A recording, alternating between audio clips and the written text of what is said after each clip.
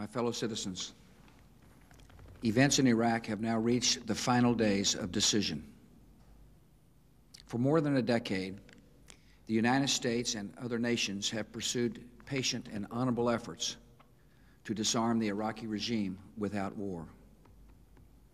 That regime pledged to reveal and destroy all its weapons of mass destruction as a condition for ending the Persian Gulf War in 1991. Since then, the world has engaged in 12 years of diplomacy. We have passed more than a dozen resolutions in the United Nations Security Council. We have sent hundreds of weapons inspectors to oversee the disarmament of Iraq. Our good faith has not been returned to eliminate weapons of mass destruction. In recent days, some governments in the Middle East have been doing their part. They have delivered public and private messages urging the dictator to leave Iraq so that disarmament can proceed peacefully. He has thus far refused. All the decades of deceit and cruelty have now reached an end. Saddam Hussein and his sons must leave Iraq within 48 hours. Their refusal to do so will result in military conflict, commenced at a time of our choosing. For their own safety, all foreign nationals, including journalists and inspectors, should leave Iraq immediately. Many Iraqis can hear me tonight in a translated radio broadcast.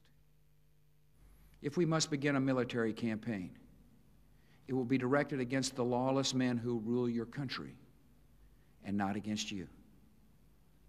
As our coalition takes away their power, we will deliver the food and medicine you need.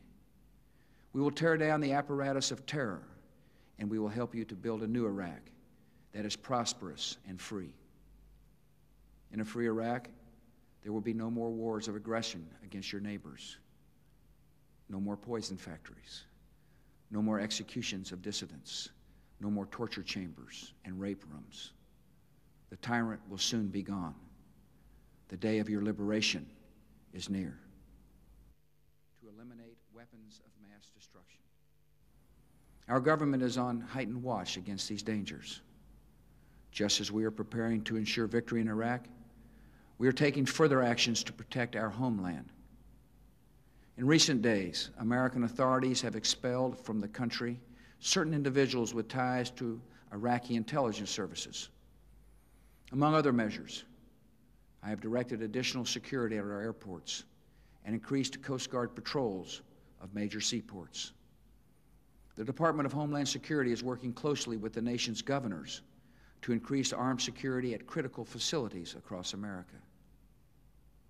Should enemies strike our country, they would be attempting to shift our attention with panic and weaken our morale with fear. In this, they would fail. No act of theirs can alter the course or shake the resolve of this country. We are a peaceful people, yet we're not a fragile people, and we will not be intimidated by thugs and killers. If our enemies dare to strike us, they and all who have aided them will face fearful consequences. We are now acting because the risks of inaction would be far greater.